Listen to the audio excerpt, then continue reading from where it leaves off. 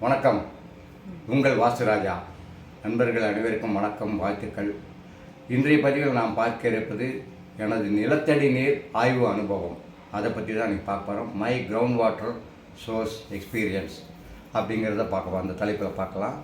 அதாவது இந்த கிரவுண்ட் வாட்டருங்கிறது நிலத்தடி நீர் நிறைய இடத்துல இப்போ ஷார்ட்டேஜ் இருக்குது. எந்த இடத்துலையும் சரியாக நீர் கிடைப்பதில்லை. போர் போட்டாலும் எந்த இடத்துல போகிறதுங்கிற ஒரு குழப்பம், இது மாதிரி நிறைய பேருக்கு இருக்குது. அந்த வகையில் எனக்கு சமீபத்தில் ஒரு வாரத்துக்கு முன்னாடி நடந்த ஒரு நிகழ்வுன்னு வச்சுங்க. நண்பர் ஒருத்தர் ஃபோன் பண்ணி அவர் லேண்டு இப்போ விவசாய நிலம் அங்கே போர் போடணும் அப்படின்னு சொன்னார். நான் சரி நேரில் பார்த்துட்டு சொல்கிறேன் அப்படின்னா, அதுக்கு முன்னாடி அவர் சொன்ன தகவல் அந்த விவசாய நிலங்கிறது 10 ஏக்கர் நிலம். அது 10 ஏக்கர் ஏற்கனவே போர் போட்டு நிறைய பாயிண்டில் எதுவும் வரல, நிறைய செலவு பண்ணாங்க, தண்ணி எதுவும் வரல.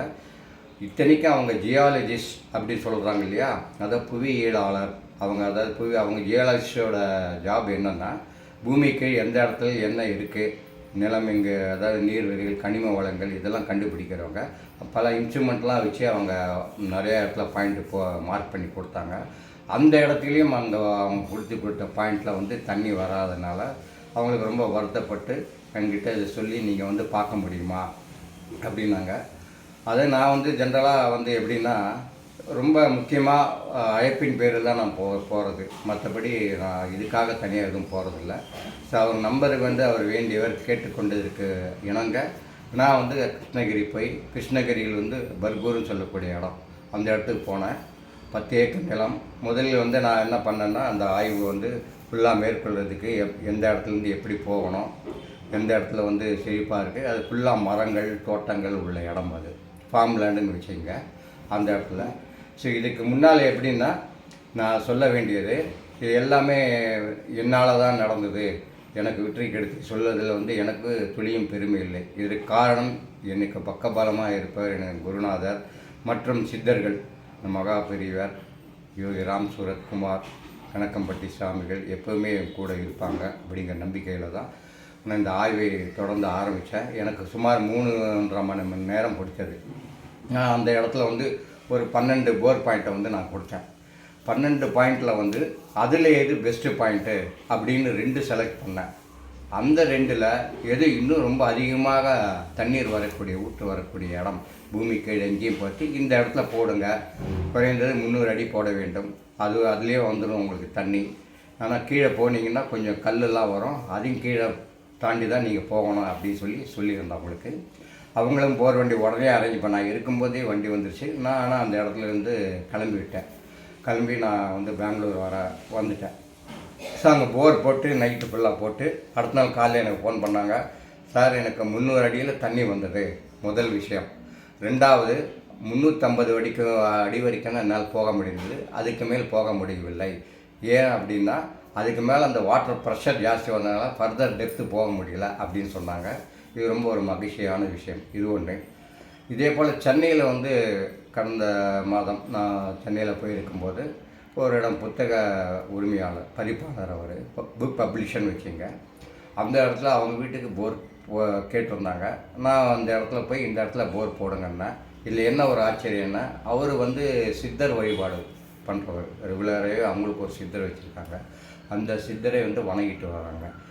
இதுக்கு எனக்கு ஒரு ஆச்சரியம்னா, நான் போர் பாயிண்ட்டு குறித்து கொடுத்த இடத்துல அவர் நைட்டு அவர் சித்தர் அவரோட கனவில் நான் எங்கே போர் பாயிண்ட் சொல்லியிருந்தேனோ அந்த இடத்துலையே அவர் நின்னாராம். நின்று இந்த இடம் போர் நல்லா இருக்கும் தண்ணி அப்படின்னு சொல்லிவிட்டு அவர் அந்த கனவுல சொல்லிட்டு போயிட்டார். இவருக்கும் ஆச்சரியம். எனக்கு உடனே ஃபோன் பண்ணி, சார் இந்த மாதிரி சொன்னார் சித்தர், அவர் ரொம்ப நல்ல விஷயங்க, அப்போ அற்புதமாக இருக்கும் உங்களுக்கு அந்த இடம் அப்படின்னு சொன்னேன். அதாவது நான் குறித்து கொடுத்த இடத்தில் சித்தரே அந்த போர் பாயிண்டில் நின்று அந்த வழி காட்டியிருக்காரு அப்படிங்கிறது ஒரு நல்ல விஷயமாக சொன்னார். அவரும் போர் போட்டார். சும்மா 400 அடியில் தண்ணி வந்துச்சு. இன்றைக்கும் அந்த தண்ணீர் அந்த இடம் தண்ணீர் டெப்த்து குறையலை, அது தண்ணீர் வந்துகிட்டே இருக்குது அப்படின்னு சொன்னாங்க. அது ஒரு ஆச்சரியம். 2 விஷயம். அடுத்ததாக, சைட்டுக்கு போகாமலேயே, ஒரு இடம் போகாமலேயே கண்டுபிடிக்க முடியுமா அப்படிங்கிறதுல ஒரு மேப் டிவிஷன் சொல்லுவோம். இது மூலமாக ஒரு 3 இடத்துல எனக்கு நல்ல ரிசல்ட் கிடச்சிது. அவங்க பிளான் அனுப்பிச்சாங்க. நம்ம கிளைண்ட்டு வந்து பிளான் அனுப்பிச்சு இந்த இடத்துல போர் எங்கே போடலாம் சொல்லுங்கள் அப்படின்னாங்க. நான் வந்து அவங்க ஒவ்வொரு இடத்துலையும் அந்த போர் பாயிண்ட்டை மார்க் பண்ணி இந்த இடத்துலேருந்து இத்தனை அடி தள்ளி இவ்வளோ டிஸ்டன்ஸை நீங்கள் போர் பாயிண்ட் போடுங்க, தண்ணி வரும் அப்படின்னேன். இது வந்து டெல்லியில் நடந்த விஷயம். இது அவங்களுக்கு குறித்து கொடுத்த பாயிண்ட் 500 அடிக்கு தான் நீங்கள் போர் போடணும், அதுக்கு மேலே போக முடியாதுன்னு. அதாவது அவங்க போர் போடும்போது 450 அடி வந்தது, 500 அடியோடு நிறுத்திட்டாங்க. அங்கேயும் தண்ணி அதிகமாக வந்துச்சு அப்படின்னு. இது ஒரு நல்ல விஷயம். இதே போல் சென்னையில் இன்னொரு இடத்துக்கு நான் சைட்டுக்கு போகாமலேயே அந்த பிளான் மார்க் பண்ணி வரைபடத்தில் மார்க் பண்ணி இந்த இடத்துல போடுங்கன்னு சொன்னேன். அதே மாதிரி அவங்களுக்கு 425 அடியில் தண்ணியில் வந்தது. ஸோ இதெல்லாம் எதை காட்டுது அப்படின்னா நம்மளுடைய அது துல்லியத்தன்மை. காரணம் வந்து பல வழிகள் பல ஆய்வு முறைகள் மேற்கொண்டு எந்த இடத்துல போட்டால் தண்ணி நல்லா வரும்.